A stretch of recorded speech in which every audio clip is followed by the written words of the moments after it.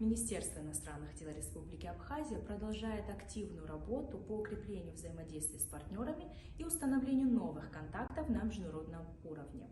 Хотели бы осветить ряд актуальных вопросов прошедшей недели. 17 октября министр иностранных дел Республики Абхазия Инал Ардзинба провел встречу с чрезвычайным и полномочным послом Российской Федерации в Республике Абхазия Михаилом Шургалиным. В ходе встречи обсуждалась возможность возобновления работы механизма по предотвращению и реагированию на инциденты в городе Гау. В соответствии с поручением президента Республики Абхазия Аслана Георгиевича Бжани, Министерство иностранных дел прорабатывает возможность возобновления деятельности в формате МПРИ. Стороны высказали заинтересованность в возобновлении данной работы, деятельность которого может способствовать снижению напряженности и укреплению безопасности на местах. На данный момент вопрос возобновления работы механизма находится на стадии согласования со всеми участниками переговорного процесса. Также на этой неделе состоялась онлайн-конференция с представителями Республики Беларусь, в которой принял участие заместитель министра иностранных дел Ираклий Тужба. В ходе конференции участники обменялись мнением о перспективах развития сотрудничества между Республикой Абхазия и Республикой Беларусь в различных сферах. Ираклий Тужба выразил надежду, что в перспективе существует вероятность установления контактов на политическом уровне. Была также отмечена заинтересованность Республики Абхазия в работе формата союзного государства.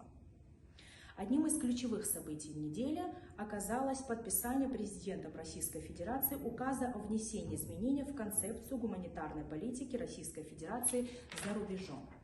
В соответствии с этими изменениями приоритетной задачей остается углубление двустороннего сотрудничества в области культуры, науки, образования, молодежной политики, спорта и туризма с государствами на постсоветском пространстве, а точнее со странами-участницами СНГ, с Республикой Абхазия и Республикой Южная Осетия.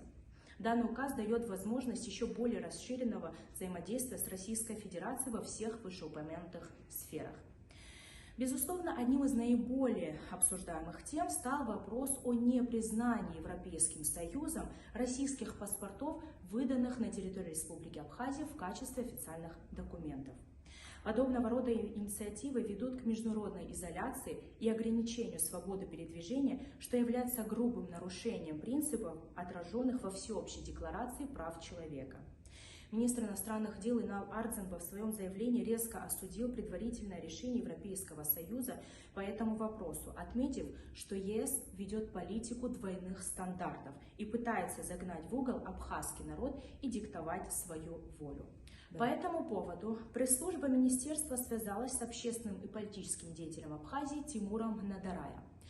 В своем интервью Надараев выразил полное несогласие с политикой Евросоюза и заявил, что неоднократно обращался к абхазским правозащитникам и НПО, которые находятся в активном контакте с международными организациями относительно недопустимости дискриминации наших соотечественников.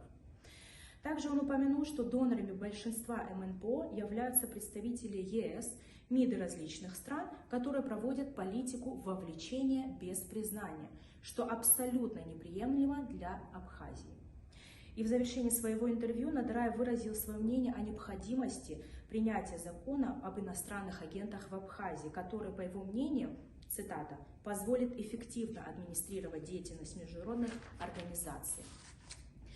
Также вчера стало известно, что премьер-министр Великобритании Лиз Трасс подала в отставку. Это самое беспрецедентно короткое премьерство Великобритании. Среди основных претендентов на пост премьер-министра эксперты называют бывшего министра финансов Риши Сунака, действующего мэра Лондона Садика Хана и бывшего премьер-министра Великобритании Бориса Джонсона. Мы предоставили короткий обзор актуальных событий прошедшей недели.